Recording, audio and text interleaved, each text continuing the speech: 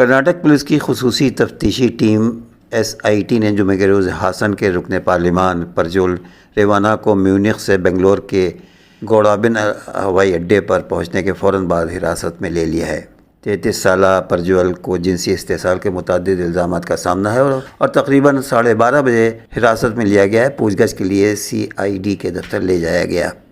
Hoodie پہن بنگلور واپس لوٹنے پر پرجول کو سیکس اسکینڈل کے منظر عام پر آنے کے بعد 1 ماہ بعد حراست میں لیا گیا ہے۔ SIT نے اپنی تحویل میں لیا ہے اور وہ اسے ہسپتال لے جا کر اس کی جانچ پڑتال کی گئی ہے۔ پرجول کو بحفاظت تھانے لے جانے کے لیے ایئرپورٹ پر پولیس کی بڑی موجودگی دیکھی گئی ہے۔ اس کے خلاف وارنٹ زیر التوا تھا اور ضروری رسمی کارروائیوں کو مکمل کرنے کے بعد اسے سرکاری طور پر SIT کی تحویل میں رکھا گیا ہے۔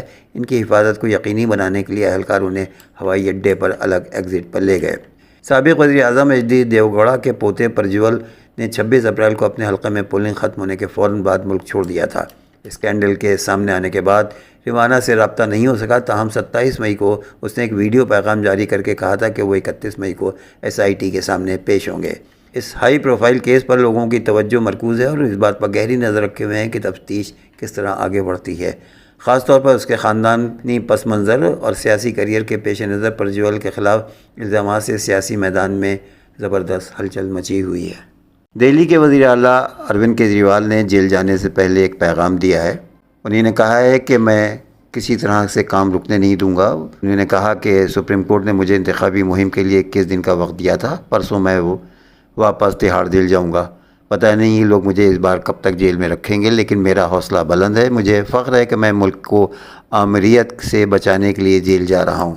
دہلی کے وزیر اعلیٰ اروند کیجریوال نے جمعے کو کہا کہ وہ اتوار کو تہاڑ جیل میں پولیس کے سامنے خودسپردگی کریں گے۔ عام آدمی پارٹی کے سربراہ، جو اس وقت دہلی کے ایکسائز پالیسی کیس میں 21 دن کی عبوری ضمانت پر ہیں، انہوں نے دعویٰ کیا کہ ان کے جسم میں حال ہی میں ایک سنگین بیماری کی علامت ظاہر ہوئی ہے، جس نے طبی جانچ کی ضرورت پر زور دیا ہے۔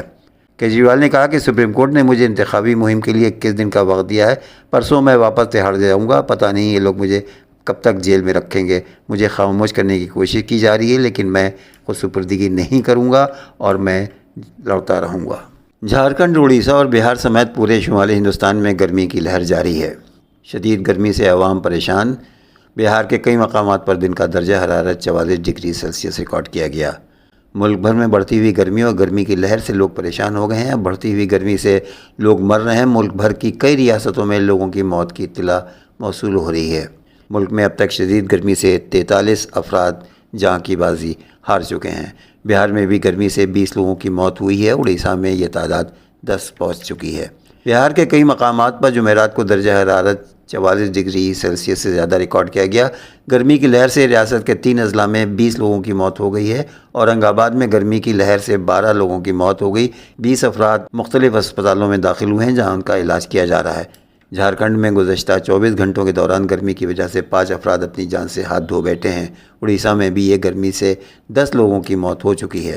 قابل ذکر ہے کہ جھارکھنڈ، اڑیسہ، بہار سمیت پورے شمالی ہندوستان میں گرمی کی لہر جاری ہے۔ شدید گرمی کی وجہ سے عوام پریشان ہیں اور گھروں سے نکلنا تقریباً بند ہو گیا ہے۔ اسپین، آئرلینڈ اور ناروے کے بعد یورپی ملک سلووینیا نے بھی فلسطین کو آزاد ریاست کے طور سے تسلیم کر لیا ہے۔ غیر ملکی میڈیا کے مطابق وزیر اعظم روبرٹ نے سلووینیا کے دارالحکومت لوبلیانا میں نیوز کانفرنس میں کہا کہ سلووینیا کی حکومت نے آج فلسطین کو ایک آزاد اور خود مختار ریاست کے طور پر تسلیم کرنے کا فیصلہ کیا ہے۔ وزیر اعظم نے غزہ میں اسرائیل اور حماس کے درمیان جنگ فوری طور پر روکنے اور یرغمال بنائے گئے تمام افراد کی رہائی کا مطالبہ کرتے ہوئے کہا کہ یہ امن کا پیغام ہے۔ سلووینیا کی حکومت نے دارالحکومت کے وسط میں واقع سرکاری عمارت کے سامنے سلووینیا اور یورپی یونین کے پرچموں کے ساتھ فلسطینی پرچم بھی لہرایا۔ پارلیمان کے اسپیکر کا کہنا ہے کہ سلووینیا کے اراکین پارلیمان فلسطینی ریاست تسلیم کرنے کے حوالے سے منگل کو ووٹنگ میں حصہ لیں گے۔ یورپی ممالک کی جانب سے فلسطین کو بطور ریاست تسلیم کرنے کا سلسلہ جاری ہے تاکہ غزہ میں بمباری روکنے کے لیے اسرائیل پر دباؤ بڑھایا جا سکے۔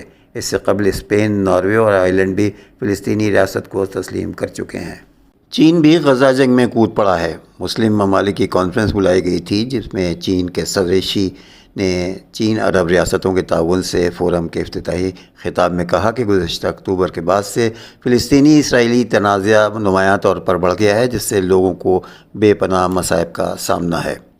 چین کے صدر شی جن پنگ نے جمعرات کو بیجنگ میں عرب ممالک کے رہنماؤں کے ساتھ ایک سربراہی اجلاس کا آغاز کرتے ہوئے ایک آزاد فلسطینی ریاست کے قیام کے مطالبات کا اعادہ کیا اور غزہ کے لوگوں کے لیے مزید انسانی امداد کا وعدہ کیا ہے۔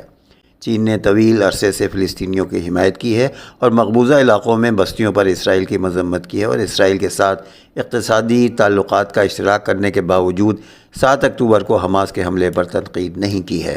شی نے چین عرب ریاستوں کے تعاون کے فورم کے افتتاحی خطاب میں کہا کہ گزشتہ اکتوبر کے بعد سے فلسطینی اسرائیل تنازع نمایاں طور پر بڑھ گیا ہے، جس سے لوگوں کو بے پناہ مصائب کا سامنا ہے۔ انہوں نے کہا کہ چین انسانی بحران کو کم کرنے اور غزہ میں جنگ کے بعد کی تعمیر نو کی حمایت جاری رکھے گا اور ہنگامی انسانی امداد میں 500 ملین یوان فراہم کرنے کا وعدہ کیا ہے۔ انہوں نے غزہ کے علاقے میں ہنگامی امداد کے لیے مشرق وسطیٰ میں فلسطینی پناہ گزینوں کے لیے اقوام متحدہ کی ریلیف اینڈ ورکس ایجنسی کو $3 ملین دینے کا بھی وعدہ کیا ہے۔ امریکہ کے سابق صدر ڈونلڈ ٹرمپ کو کاروبار کے ریکارڈ میں جعلسازی کرنے پر مجرم قرار دے کر سزا سنا دی گئی ہے۔ غیر ملکی خبر رساں ادارے کے مطابق امریکہ کے سابق صدر ڈونلڈ ٹرمپ کو 2016 کے صدارتی انتخابات سے قبل فحش فلموں کی اداکاروں کو دی گئی رقم کی ادائیگی کو چھپانے کی کوشش میں جعلی کاروباری ریکارڈ کے 34 سنگین جرائم میں قصوروار پایا گیا ہے۔ اس طرح وہ پہلے امریکی صدر بن گئے ہیں جس پر کسی جرم کا الزام لگایا گیا ہے اور سزا سنائی گئی ہو۔ استغاثہ نے تقریباً 2 درجن افراد کو گواہی کے لیے بلایا اور منگل کے روز دلائل مکمل ہونے کے بعد جیوری نے فیصلہ سنانے کے لیے 2 دن کا وقت لیا۔ استغاثہ نے استدلال کیا کہ ٹرمپ نے اپنے مواقع کو بہتر بنانے کے لیے کاروباری ریکارڈ کو چھپانے کی کوشش کی، جو بالآخر وہ جیت گئے۔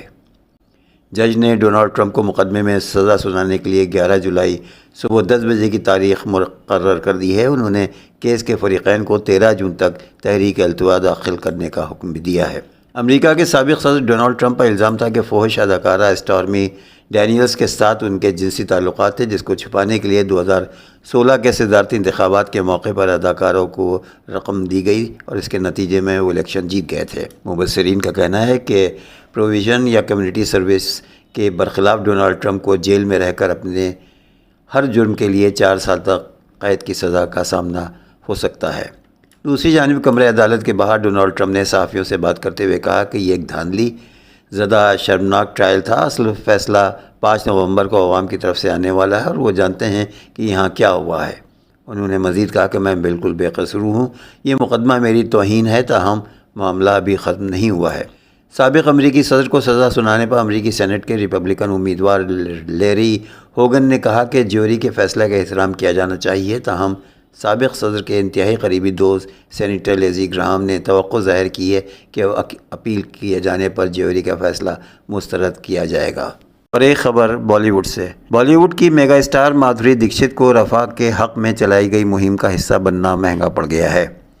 میڈیا رپورٹس کے مطابق بالی ووڈ اداکارہ مادھوری دکشت نے بالی ووڈ اسٹارز و دیگر مشہور شخصیات کی طرح رفاہ پر اسرائیلی حملوں کے خلاف آن لائن چلائی جانے والی مہم کا حصہ بنتے ہوئے آل آئیز آن رفاہ کی تصویر شیئر کی۔